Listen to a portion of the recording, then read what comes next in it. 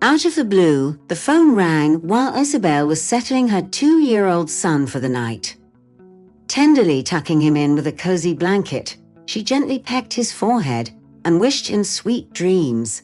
The phone had been incessantly ringing for quite some time. Reluctantly, Isabel picked it up, recognizing the number on the screen, but wishing she didn't have to.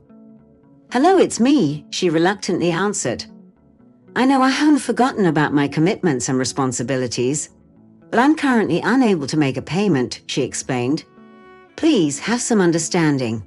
I find myself in an incredibly challenging situation. I lost my husband to a grave illness. I'm not working and on maternity leave. We don't even have a place to call our own," Isabel pleaded. "You're not heartless. Just give me a little more time. I have no means to acquire the money. I remember the loan and grasped the gravity of the situation," she implored. Overwhelmed, Isabel dropped the phone on the floor and let out a cry of despair. Her life, like a deck of cards, crumbled before her. No roof over her head and her son left fatherless, she continually sought help from her loved ones. Hearing the commotion and her sobs, our friend rushed out of the kitchen, immediately recognizing the culprit of her tears, the incessant collector. "He's called again," Sophie tried soothingly, stroking her friend's head. "That heartless individual, how dare he pester you with countless calls every day? I had to explain everything to him, yet he persists in calling. It's his job, Sophie. He couldn't care less about other circumstances. He won't leave me alone until I've paid off the entire loan, suffocating any semblance of respite," Isabel cried, her hands covering her face. Her wails grew louder. How could she solve this problem and escape this suffocating situation? Miracles seemed out of the realm of possibility for Isabel, having endured such pain, cruelty, and injustice. Not too long ago, Isabel experienced true happiness. She lived harmoniously with her beloved husband and their son in a rented 2-bedroom apartment. However, their perfect world shattered in an instant when her husband fell gravely ill.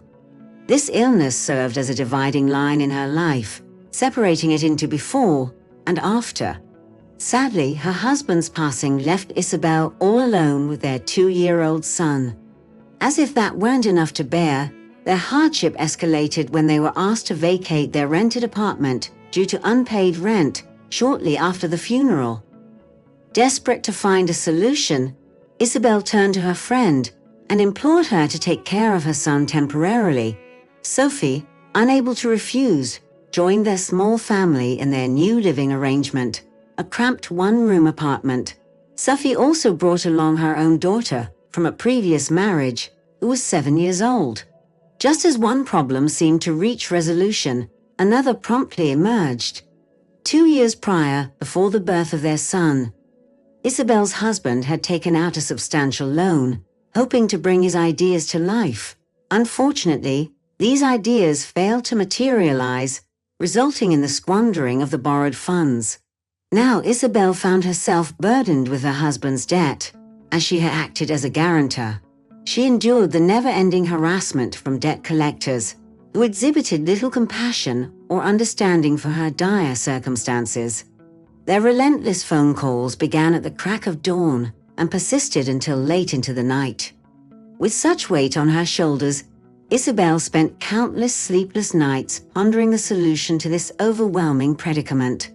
One morning, amidst her exhausted state, Isabel received yet another persistent phone call. She assumed it was a debt collector, attempting to provoke a hysterical reaction from her. Yet, she was mistaken. It was her colleague, Murat, on the line, someone she shared a friendly relationship with. "Hey, Isabel. How are you and your son doing? We've all been worried," Murat inquired with sincere concern. "Hello, Murat. Thank you for your care. My son and I are managing. No need to worry. Please give my regards to everyone and let them know I miss them all," Isabel responded gratefully. "Isabel, there's something I need to discuss with you, not for my benefit, but for one of my clients. He's in desperate need of some help," Murat explained. Puzzled, Isabel asked, "What kind of help are we talking about here?" A man had recently been struck by sorrow, as his wife had passed away. He found himself left with a young child of merely 6 years old. The incident had a profound effect on the child, thrusting him into a state of despondency, causing him to withdraw from the world and cease his communication. In his desperation, the man reached out for assistance, promising generous gratitude to whoever could lend a helping hand. Little did he know that nobody was better equipped to handle the intricacies of child psychology than the person before him, an individual whose expertise lay in this very field. And if this person were to agree to extend assistance, a substantial sum of money would be bestowed upon them as compensation. The amount offered was deemed reasonable, even more so considering the current circumstances. Pondering on this proposition was necessary. The child's loss stirred sympathy within the woman, as she couldn't help but be moved by the absence of his mother. Yet an unexpected phone call brought about a sense of elation, as it seemed like a serendipitous sign from the universe. Previously employed at a psychological center, she had experience in dealing with troubled children until her maternity leave. Fully aware of the pressing financial need, she couldn't bring herself to decline the offer. Grateful for her acceptance, Marat expressed his thanks to Isabel for not turning him away and agreeing to lend a helping hand. Later that evening, the father of the child in need of psychological aid reached out via phone. Isabel was taken aback upon recognizing the familiar voice on the other end of the receiver. It was none other than the collector, who had previously kept her in suspense, causing her much distress. "Good evening," echoed a voice over the line, sending a shiver down her spine. "I appreciate you agreeing to assist my daughter.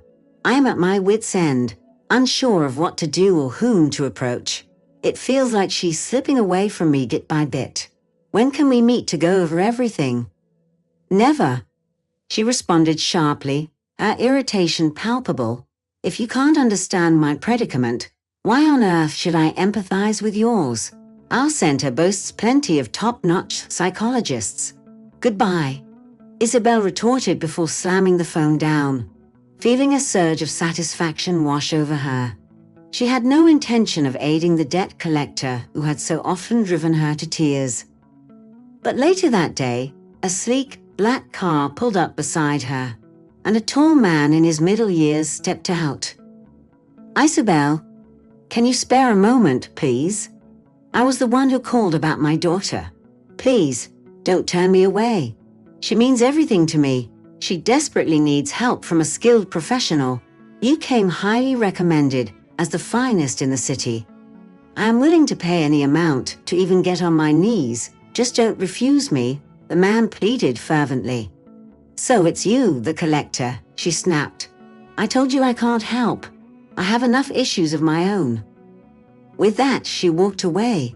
But as she passed the car, she noticed a young girl in the back seat.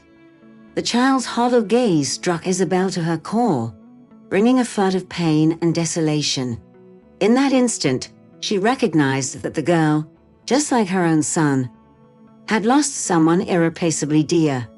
She turned back to the man and said, "All right, I'm on board.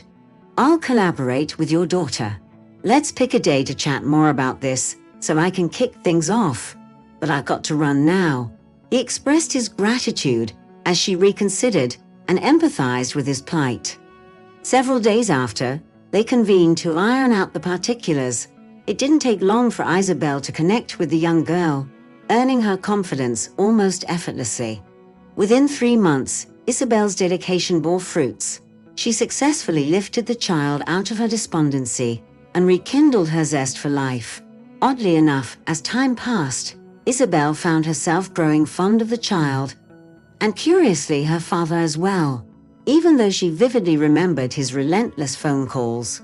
Realizing the girl was back on her feet and no longer required her sessions, she resolved it was time to cease their meetings. Later, she arranged a final meet-up with the father to bid farewell. "I've accomplished what I set out to do. Your daughter doesn't need a psychologist's aid anymore. She's going to be just fine. Isabel, your efforts won't be forgotten." To see her smiling and mingling with friends again. I never thought I'd witness that. You have my deepest thanks, he responded. Post their partnership, Isabel rented a modest flat, enrolled her son in preschool, and dived back into the workforce, driven by the need to sustain herself and settle her debts promptly. No further calls or repayment demands came her way. Occasionally, she'd reminisce about the man and his daughter, recalling the transformative sessions with the girl, how gradually she reclaimed her spirit, the hidden pain she harbored, and the profound joy derived from aiding a young soul in rediscovering the will to live. Her bond with both the girl and her father, that persistent debt collector, had grown unexpectedly deep. One day during Isabel's commute, a familiar voice called out to her, "Hey Isabel, hold on a sec." Startled, she turned around to find Ryder, the collector, approaching her. "Isabel, life has been tough without you," he exclaimed eagerly. "You've been on my mind constantly. Even my daughter asks about you, she misses you. We simply can't carry on without you. And guess what? I've left that company and quit being a collector." Ryder continued, his excitement palpable. "I've realized it's not my calling. I used my savings to open a psychological center. This has always been my dream, but fear held me back. Then that incident with my daughter made it clear to me that I want to assist people like you do. You save lives, Isabel. I want you to join me, to take charge, and help me get things organized properly. The center needs your expertise." Isabel found herself taken aback by the intensity of Ryder's proposal. However, she couldn't deny the appeal of his idea. There were few places truly dedicated to providing psychological help, and she was thrilled that Ryder had taken the plunge. Promising to ponder over his offer, she felt a mix of shock and excitement. After a month passed, she made the decision to quit her job and accept Ryder's offer. She no longer viewed him solely as a collector, but rather developed a growing emotional attachment to him as a person. Love blossomed within her heart. Their children also formed a close bond, and the four of them frequently spent meaningful time together. "Our children really get along well," Ryder commented, a hint of satisfaction in his voice. Isabel responded with a smile. "Now we can finally grow closer. Once you stop seeing me solely as a collector. I've already forgiven you for that countless times." Her words were spoken softly, almost like a secret confession. "I haven't seen you as a collector for quite some time now. I fell in love with you like a young girl," she whispered to him. Ryder's joy overflowed, prompting him to embrace Isabel tightly. He playfully twirled her around and showered her with affectionate kisses. Their love story continued as they exchanged vows, and Ryder took it upon himself to settle all of Isabel's remaining debts. Together, as a couple, they savored the pleasures of life while raising their children.